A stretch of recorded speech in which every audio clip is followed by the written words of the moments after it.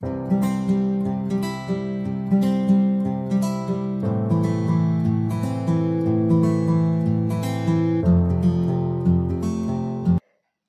বন্ধু বান্ধৱীসকল, জিৰাগীতিলৈ আপোনালোকক স্বাগতম। আমি কৰ্মগতভাৱে আসাম হিষ্ট্ৰী পাৰ্ট 2 আলোচনা কৰি আছোঁ। এতিয়া আমি আধুনিক অসম অৰ্থাৎ 1826 চনৰ পৰা 1947 চনৰ মাজৰ সময়খিনিৰ কথা পাতি আছোঁ। বৰ্তমানলৈকে আমি ব্ৰিটিছসকলে কেনেকৈ অসমলৈ আহিছিলে, অসমখনক কিদৰে উজনি আৰু নামনি দুটা ভাগত ভাগ কৰি শাসন কৰিছিলে, 1828 চনৰ পৰা 1830 চনলৈকে অসমৰ লোকসকলে কেনেধৰণে তিনিটা বিদ্ৰোহ কৰিছিলে সেই বিষয়ে অলৰেডি আলোচনা কৰিলোঁ। চিপাহী বিদ্ৰোহৰ সময়ত অসমত কি হৈছিল, ইয়াৰ প্ৰভাৱ কেনেদৰে পৰিছিল আৰু অসমৰ কৃষকসকলে কেনেদৰে বিদ্ৰোহ আৰম্ভ কৰিছিল সেই বিষয়ে আলোচনা কৰিম। যেতিয়া অসমত কেইবাবাৰো বিদ্ৰোহ হ'ল, পিয়লি ফুকন, জীউৰাম দলীয়া বৰুৱা তেওঁলোকক ফাঁচি দিয়া হ'ল। তাৰ পাছতে 1836 চনত কি হ'ল, অসমীয়া ভাষাৰ সলনি অসমত বাংলা ভাষাৰ প্ৰচলন কৰিলে। মানে বাংলা ভাষা অসমৰ চৰকাৰী ভাষা হিচাপে হৈ গ'ল আৰু অসমীয়া ভাষা নাইকিয়া হৈ গ'ল। সেয়েহে সেই সময়ছোৱা 1836 চনৰ পৰা 1873 চনলৈকে direct age of Assamese language বুলি কোৱা হয়। মানে 1837 চনত বহুত আন্দোলন কৰি মেলি সভা সমিতি গঠন কৰি পুনৰ আকৌ অসমীয়া ভাষাটোক প্ৰচলন কৰিছিলে। এইটো ইম্পৰ্টেণ্ট হয় দেই। এতিয়া আহোঁ 1857 চনৰ চিপাহী বিদ্ৰোহত অসমৰ প্ৰভাৱ। আমি চিপাহী বিদ্ৰোহৰ কথা সকলোৱে চাগে নিশ্চয় শুনিছোৱে ন? যেতিয়া ভাৰতত মংগল পাণ্ডেয়ে চিপাহী বিদ্ৰোহ আৰম্ভ কৰিছিলে, তেতিয়া অসমতো ইয়াৰ প্ৰভাৱ পৰিছিলে। ইয়াত মানে লিড দিছিলে, আমাৰ অসমত চিপাহী বিদ্ৰোহৰ লিড দিছিলে মণিৰাম দেৱানে। যেতিয়া চিপাহী বিদ্ৰোহ হৈছিলে, গোটেই ভাৰতখনতে এটা ভুৱা বাতৰি প্ৰচলন হৈছিলে যে মোগলৰ বাহাদুৰ শ্বাহ জাফাৰক ভাৰতৰ সম্ৰাট পতা হ'ব। মানে আৰু সেইকাৰণে ইয়াত ভাবিলে যে মণিৰাম দেৱানেও চিন্তা কৰিলে যে ইয়াত আমাৰ অসমৰ বা আহোমৰ ৰাজসিংহাসনতো কদম্বেশ্বৰ সিংহক সিংহাসনত বহোৱা হ'ব। এওঁ আমাৰ এই পুৰন্দৰ সিংহৰ নাতিনীয়েক আছিলে আৰু তেওঁ বহুত সৰু বয়স আছিলে দেই সেই সময়ত। সেই ভাবি তেওঁ বিদ্ৰোহ আৰম্ভ কৰাৰ কথা ভাবিলে আৰু সেই ভাবি তেওঁ পিয়লি বৰুৱালৈ এখন চিঠি লিখিছিলে। এজন পিয়লি ফুকনজন নহয় দেই, আমি আগত যে পাই আহিছিলোঁ তৃতীয় বিদ্ৰোহত মৃত্যুদণ্ড দিছিলে, সেইজন পিয়লি ফুকন আছিলে আৰু এজন বৰুৱা। এই পিয়লি বৰুৱালৈ এখন চিঠি পঠিয়াইছিলে। ইয়াত চিঠিখনত লেখা আছিলে যে ডিব্ৰুগড় আৰু গোলাঘাটৰ থকা চিপাহীসকল, যিসকল আমাৰ অসমীয়া চিপাহী আছিলে, সেইসকলক ব্ৰিটিছৰ বিৰুদ্ধে বিদ্ৰোহ কৰিবলৈ আহ্বান জনাইছিলে। কিন্তু ব্ৰিটিছে সেই কথা চিঠিখন আহোঁতেই গমেই পালে, আগতীয়াকৈ গম পালে আৰু গম পাই পেলাই যিসকল নেতা জড়িত আছিল সেই নেতাসকলক যোৰহাটৰ জেললৈ লৈ যায় আৰু মণিৰাম দেৱানক কলকাতাতে গ্ৰেপ্তাৰ কৰে আৰু যোৰহাটলৈ অনা হয়। মানে যি সময়ত চিপাহী বিদ্ৰোহ হৈছিলে সেই সময়ত মণিৰাম দেৱান কলকাতাত আছিলে আৰু তেওঁ তাৰ পৰাই ইয়াত প্লেন কৰিছিলে, বিদ্ৰোহৰ প্লেন কৰিছিলে। কলকাতাত সহায় কৰিছিলে মধু মালিক নামৰ এজন লোকে আৰু তেওঁকো পাছত ইয়াৰ যোৰহাটৰ কাৰাগাৰলৈ লৈ অহা হৈছিলে। আৰু শেষত মণিৰাম দেৱান আৰু পিয়লি বৰুৱাক, এইটো ফুকন নহয় দেই, বৰুৱা, পিয়লি বৰুৱাক মূল দোষী হিচাপে চিনাক্ত কৰা হ'ল আৰু চিনাক্ত কৰি 1858 চনৰ 26 ফেব্ৰুৱাৰীত যোৰহাটৰ কাৰাগাৰত ফাঁচি দিয়া হয়। একদম ইম্পৰ্টেণ্ট দেই। তেতিয়া মণিৰাম দেৱান আৰু পিয়লি বৰুৱাক ফাঁচি দিয়া হৈছিলে 1858 চনৰ 26 ফেব্ৰুৱাৰীত। আৰু ক'ত দিছিলে? যোৰহাটত। আৰু ইয়াত এই অসমৰ চিপাহী বিদ্ৰোহত অংশগ্ৰহণ কৰা অন্যান্য লোকসকল কোন আছিলে? কদম্বেশ্বৰ সিংহ, মধু মালিক, যিজন তেওঁ কলকাতাত লগ পাইছিলে মণিৰাম দেৱানে, তাৰপিছত দুতিৰাম বৰুৱা, ফৰমুদ আলী, বাহাদুৰ গাঁওবুঢ়া, আৰু এওঁলোকক আন্দামানলৈ নিৰ্বাসিত কৰিলে। এই আন্দামান কি হয়, যোনটো আন্দামান নিকোবৰ দ্বীপপুঞ্জ আমি যে শুনিছোঁ, তাতে মানে সেই সময়ত সেইটো জেল আছিলে, মানে তাক কালাপানীৰ জেল বুলি কয়। সেই সময়ত তালৈ পঠিয়াই দিয়ে, তাত আৰু মানুহ ঘূৰি আহিব নোৱাৰে, মানে ভয় লগা জেগা আছিলে। কিন্তু যেতিয়া ইয়াৰ পাছত চিপাহী বিদ্ৰোহৰ পাছত আমি জানোৱেই ৰাণী ভিক্টৰিয়া ভাৰতলৈ আহিছিলে আৰু ভিক্টৰিয়া অহাৰ পাছত কাউণ্টাৰ ৰুল আৰম্ভ হ'ল আৰু তেওঁলোকক এৰি দিয়া হ'ল। এতিয়া আমি এই চিপাহী বিদ্ৰোহৰ অন্যতম নেতা বা যিজন মুখ্য নেতা আছিলে মণিৰাম দেৱান, তেওঁৰ বিষয়ে অকণমান জানি থ'ব লাগিব। মণিৰাম দেৱান তেওঁ 1606 চনৰ 26 এপ্ৰিলত চাৰিঙত জন্ম হৈছিল। তেওঁ ভাৰতৰ প্ৰথম স্বাধীনতা সংগ্ৰামীসকলৰ ভিতৰত অন্যতম। আমি চিপাহী বিদ্ৰোহক ভাৰতৰ স্বাধীনতা সংগ্ৰামৰ প্ৰথম বিদ্ৰোহ বুলি কওঁ ন? সেইকাৰণে অসমৰ ক্ষেত্ৰত মণিৰাম দেৱান বা ভাৰতৰো তেওঁ স্বাধীনতা সংগ্ৰামীসকলৰ প্ৰথম স্বাধীনতা সংগ্ৰামী। আৰু তেওঁক উজনি অসমত কলিতা ৰজা নামেৰেও জনা যায়। তেওঁক সুধিব পাৰে দেই এইটো প্ৰশ্ন, কাক কলিতা ৰজা নামেৰে জনা যায়? আৰু মণিৰাম দেৱানৰ আচল নামটো আছিলে মণিৰাম বৰভাণ্ডাৰ বৰুৱা। আৰু প্ৰথম অৱস্থাত তেওঁ কি আছিলে? ব্ৰিটিছৰ অনুগত্য আছিলে মানে ব্ৰিটিছৰ কথা তেওঁ মানি চলিছিলে প্ৰথম অৱস্থাত ব্ৰিটিছৰ অনুগত্য আছিলে মানে তেওঁ ব্ৰিটিছক আৰু সহায় কৰিছিলে প্ৰথমতে ব্ৰিটিছ বহুত ভাল বুলি ভাবিছিলে তেওঁ যেতিয়া ব্ৰিটিছে পুৰন্দৰ সিংহাসনত উঠাইছিলে সেই সময়ত দেৱান হিচাপে কাম কৰিছিলে 1832 চনৰ পৰা যে 1838 চনলৈ ব্ৰিটিছে 50,000 টকাৰ বিনিময়ত পুৰন্দৰ সিংহক দি দিছিলে আসনখন তেতিয়া সেই সময়ত তেওঁ দেৱানৰ কাম কৰিছিলে কিন্তু পাছলে গৈ তেওঁ গম পালে যে ব্ৰিটিছসকলে মানে আমাৰ এখন লৈহে ললে তেওঁলোক ভাল নহয় মানে তেতিয়া তেওঁ আন্দোলন কৰিছিলে তেওঁ ৰবাৰ্ট বুছক যিজনে চাহ আৱিষ্কাৰ কৰিছিলে সেইজনক চিম্ফসকলৰ মুৰব্বী বেছাগামৰ লগত চিনাকি কৰাই দিছিলে এতিয়া আমি গম পাওঁ যে চাহ আৱিষ্কাৰ হৈছিলে তেতিয়াৰ পৰাহে আমি গম পাওঁ কিন্তু তাৰ মানে এনেকুৱা নহয় যে সেই সময়লৈকে অসমত কোনো চিনি নাপায় হেতু নাখায় তেনেকুৱা নাছিলে চিম্ফসকলে হেতু এটা পনীয়া হিচাপে মানে তেওঁলোকে এটা পনীয়া হিচাপে আগৰ পৰাই গ্ৰহণ কৰি আছিলে আৰু সেই চিম্ফসকলৰ এজন মুৰব্বী আছিলে বেছাগামৰ লগত এই ৰবাৰ্ট বুছক চিনাকি কৰাই দিছিলে মানে তেওঁ ব্ৰিটিছৰ পুৰা অনুগত্য আছিল আৰু তেওঁ বাণিজ্যিকভাৱে চাহ খেতি কৰা প্ৰথমজন খেতিয়ক আছিলে ভাৰতৰ ভিতৰতে তেওঁ প্ৰথম আছিলে তেওঁ দুখন চাহ বাগিচা বনাইছিলে এখন আছিলে চিনামৰাত আৰু এখন আছিলে শিলং চাহ বাগিচা শিলং আৰু শিলংখন শিৱসাগৰত চিনামৰাখন যোৰহাটত কমে গৈ আমি এতিয়া পাইছোৱে তেওঁ চিপাহী বিদ্ৰোহৰ পৰিকল্পনা কৰিছিলে আৰু পৰিকল্পনা কৰি শেষত 1856 চনৰ 26 ফেব্ৰুৱাৰীত তেওঁক যোৰহাটত ফাঁচি দিয়া হয় আমি চাহৰ কথা আলোচনা কৰোঁতে চাহৰ দুটামান ইম্পৰ্টেণ্ট তথ্য আলোচনা কৰি থওঁ ভাৰত তথা অসমত 1837 চনত চাহ বাগিচাৰ আৰম্ভ হৈছিল ইয়াক আৱিষ্কাৰ কৰিছিলে ৰবাৰ্ট কুছে প্ৰথম চাহ বাগিচা স্থাপন কৰা হৈছিল চাবুৱা ডিব্ৰুগড়ত চাহ কোম্পানী স্থাপন কৰা হৈছিলে 1839 চনত এইকেইটা ইম্পৰ্টেণ্ট দেই সেই সময়ছোৱাতে 1853 চনত এজে মিলছক অসমলৈ পঠিয়াইছিল মানে তেওঁ এজন ন্যায়াধীশ আছিল অসমখনৰ অৰ্থনৈতিক অৱস্থা কেনেকুৱা সেই বিষয়ে আলোচনা কৰিবলৈ ইয়ালৈ পঠিয়াইছিলে তেওঁ এখন মিলছৰ প্ৰতিবেদন বুলিও এটা আছে আমি পাছত পাম তেওঁ মণিৰাম দেৱানে আহোম ৰাজ্য পুনৰুদ্ধাৰ কৰাৰ কাৰণে এখন আবেদন কৰিছিলে যে আমাৰ ইয়াত আহোম ৰাজ্য প্ৰতিষ্ঠা কৰক কিন্তু তেওঁক সেইখন নাকচ কৰা হ'ল ইয়াৰ উপৰিও সেই সময়ত মিলছৰ অন্য এজন অন্যতম নেতা আনন্দ চন্দ্ৰ ঢেকিয়াল ফুকনেও এখন প্ৰতিবেদন দাখিল কৰিছিলে আৰু সেইখন খুব ধুনীয়া ইংৰাজীত লিখিছিলে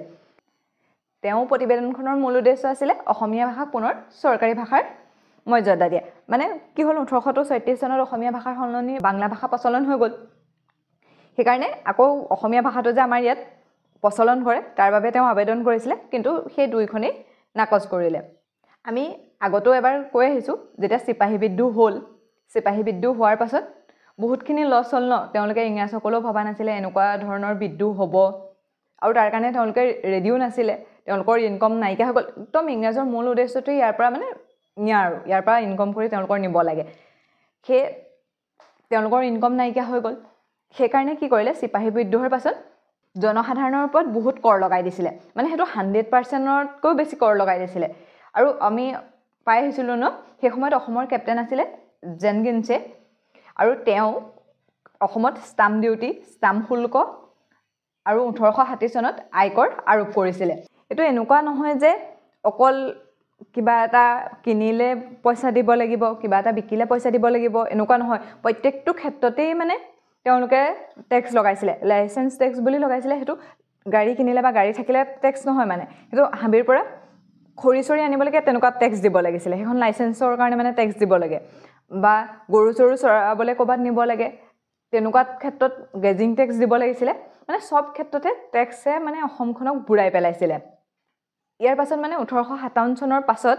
অসমত কেইবাটাও বিদ্ৰোহ হ'ল মানে এই টেক্সখিনিৰ পৰা মানুহ মানে বহুত অস্বস্তি হৈ গৈছিলে আৰু অস্বস্তি হৈ গৈ পেলাই তেওঁলোকে কেইবাটাও আন্দোলন কৰিছিলে এতিয়া আমি সেই আন্দোলনকেইটাৰ বিষয়ে পঢ়িম অসমৰ কৃষক বিদ্ৰোহ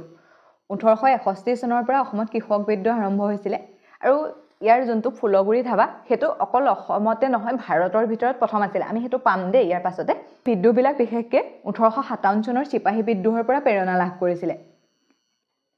আৰু ইয়াৰ মূল কাৰণ মানে এই বিদ্ৰোহবিলাক হোৱাৰ মূল কাৰণ হৈছিলে চিপাহী বিদ্ৰোহৰ পাছত 100% টেক্স বৃদ্ধি কৰা এতিয়া আহোঁ ফাৰ্ষ্ট ফুলগুৰি ধাবা সেইটো হৈছিলে 1861 চনত এই ফুলগুৰি হৈছে নগাঁৱৰ এটা জেগা সেই নগাঁৱৰ জেগাটোৰ নামেৰে সেই বিদ্ৰোহটো য'ত মানে নগাঁৱৰ যিটো জেগাত বিদ্ৰোহটো ষ্টাৰ্ট হৈছিলে সেই জেগাটোৰ নামেই বিদ্ৰোহটোৰ নাম ফুলগুৰি ধাবা হ'ল 1861 চনত ব্ৰিটিছসকলে নগাঁওকে ধৰি অসমৰ কেইবাখনো জিলাত পপী খেতিৰ লগত জড়িত হৈ পৰিছিল মানে পপী খেতি মানে হৈছে আফু খেতি মানে আৰু সেই আফু খেতিটো কৰিছিলে তিৱা জনগোষ্ঠীৰ লোকসকলে আৰু তেওঁলোকৰ জীৱিকাৰ মূল উৎস আছিলে সেইটোৱে তেতিয়া কি কৰিলে 1861 চনত ব্ৰিটিছে আফু খেতিৰ ওপৰত বেন লগাই দিলে যে কোনো আফু খেতি কৰিব নোৱাৰিব কিন্তু বেন লগালে মানে এনেকুৱা নহয় যে কোনেও কৰিব নোৱাৰিব সেইটো নহয় তেওঁলোকে আকৌ ব্ৰিটিছে নিজে কৰি পেলাই মানে সেইটো তেওঁলোকে আৰু কাৰোবাৰ পৰা পইচা দি কিনি নিনিয়ে কৃষকসকলৰ পৰা তেওঁলোকে নিজে কৰি নিজে লৈ যাব সেইটো কৃষকসকলৰ হাত নাথাকিব সেইকাৰণে তেওঁলোকৰ জীৱিকাৰ কোনো পথ নাইকিয়া হৈ গৈছিলে আৰু ইয়াৰ উপৰিও এটা মানে ভুৱা বাতৰি ওলাইছিলে যে তামোল পাণৰ ওপৰতো ব্ৰিটিছ চৰকাৰ টেক্স লগাব এইবিলাক কথাই মানে তেওঁলোকক বহুত অস্বস্তি কৰিছিলে খেতি বা পপী খেতি কৰিবলৈ দিব লাগে তামোল পাণত টেক্স লগাব নালাগে সেইকেইটা কথা জনাবলৈ মানে কমিশনাৰৰ ওচৰত গৈছিলে সেই সময়ত ব্ৰিটিছৰ কমিশনাৰ আছিলে হাৰ্বাৰ্ট স্পঞ্জ কিন্তু তেওঁ এইবিলাক কথা মানি নললে যে আমি নিজে কৰিম আৰু তোমালোকক দিয়া নহব তাৰ বাবে মানে কৃষকসকল বহুত খং উঠিছিলে সেইকাৰণে আকৌ সেই 1661 চনৰে আগষ্ট মাহৰ 15 তাৰিখ মানে তেওঁলোক আকৌ পুনৰ লগ হ'ল সেই সময়ত অসমৰ বিভিন্ন জেগাৰ পৰা প্ৰায় 4000 মান মানুহ গোট খাইছিলে আৰু তেওঁলোকৰ হাতত লাঠি চাঠি লৈ আহিছিলে ডেপুটি কমিশনাৰ হাৰ্বাৰ্ট স্পঞ্জে লেফটেনেণ্ট সিংগাৰ নামৰ এজন লোকক মানে তেওঁ এছিষ্টেণ্ট ডেপুটি কমিশনাৰ আছিলে তেওঁক পঠিয়াই দিয়ে যে এনেকৈ তাত গোট খোৱা মানুহখিনিক তুমি বুজোৱাগে যে তাত গোট খাব নালাগে আৰু আমি সেইটো মানি নলওঁ তেওঁ আহিলে তেওঁ বুজালে কিন্তু এই কৃষকসকলে সেইটো কথা মানি নললে আৰু তেতিয়া কি কৰিলে লেফটেনেণ্ট সিংগাৰে আৰক্ষীৰ লোকসকলক সেই লাঠি চাঠিবিলাক লৈ ল'বলৈ ক'লে আৰু লৈ লওঁতে তেওঁলোকৰ মাজত হতাহতি হ'ল আৰু এজন লোকে এই লেফটেনেণ্ট সিংগাৰৰ মূৰত মাৰি দিলে আৰু লগালগ তেওঁ মৃত্যু হোৱাত তেওঁৰ মৃতদেহটো নি কলং নদীত পানীত পেলাই দিলে ইয়াত লেফটেনেণ্ট সিংগাৰৰ হত্যাকাণ্ডৰ লগত জড়িত থকা বুলি লালুং ৰজাৰ পুত্ৰসহ 41 জনক গ্ৰেপ্তাৰ কৰিলে আৰু কেইবাজনকো মৃত্যুদণ্ড দিলে ফুলগুৰি ধেবা ভাৰতৰ ভিতৰতে প্ৰথম কৃষক বিদ্ৰোহ মই কৈ আহিছোঁ এইটো ইম্পৰ্টেণ্ট সুধিব পাৰে ভাৰতৰ ভিতৰতে প্ৰথম কৃষক বিদ্ৰোহটো হৈছে ফুলগুৰি ধেবা সেইটো ক'ত হৈছিলে নগাঁৱৰ ফুলগুৰি নামৰ জেগাখনত মানে আমাৰ অসমত হৈছিলে ওকে ইয়াৰ পাছতো কেইবাটাও বিদ্ৰোহ হৈছে কেইবা জেগাতো মানে সেই ক্ৰমান্বয়ে বিদ্ৰোহ হৈ আছে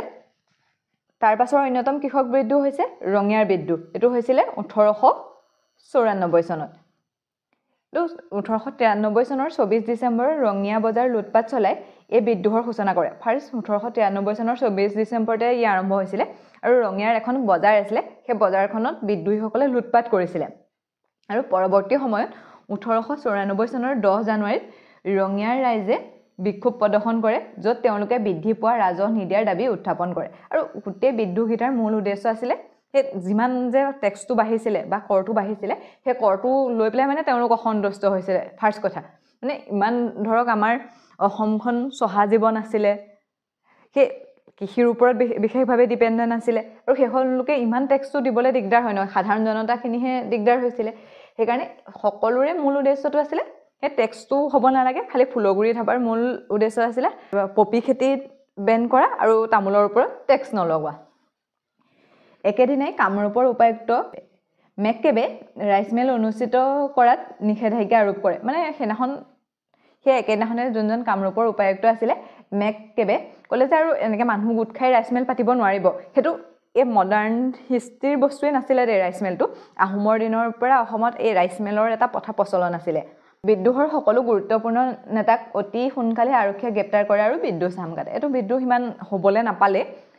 বিদ্ৰোহ কৰিছিলেহে আৰম্ভ কৰোঁতে তেওঁলোকক গ্ৰেপ্তাৰ কৰিলে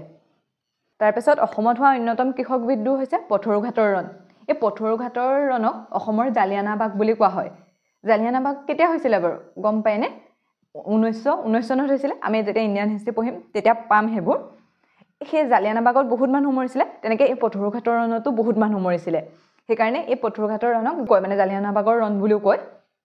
পথৰুঘাট হৈছে দৰং জিলাৰ এখন ঠাই এই দৰঙত এখন জিলা আছে জিলাখনৰ নাম হৈছে পথৰুঘাট য'ত 1894 খ্ৰীষ্টাব্দত এক বিদ্ৰোহ হৈছিল 1894 চনৰ 28 জানুৱাৰী স্থানীয় কৃষকসকলে এখন প্ৰতিবাদী সভাত সমবেত হৈ ব্ৰিটিছসকলক ব্যাপক হাৰত বৃদ্ধি কৰা ভূমি কৰৰ সিদ্ধান্তক গৰিহণা দিছিলে একদম সকলোৰে একেটাই আৰু ভূমি কৰ বৃদ্ধি কৰিছিলে সব ক্ষেত্ৰতে কৰ বৃদ্ধি কৰিছিলে তাৰ কাৰণে মানে যে কৰ বৃদ্ধি কৰিব নালাগে তাৰ কাৰণে গৰিহণা দিছিলে মানে কি হ'ল যেতিয়া পথৰুঘাটৰ সেই টেক্স বাঢ়িছে বুলি তেওঁলোকে গৰিহণা দি বা মিটিং এখন ৰাজহুৱা সভা পাতি আছিলে তেতিয়াই সেই সময়ৰ কমিশ্যনাৰ JD এণ্ডাৰছন আৰু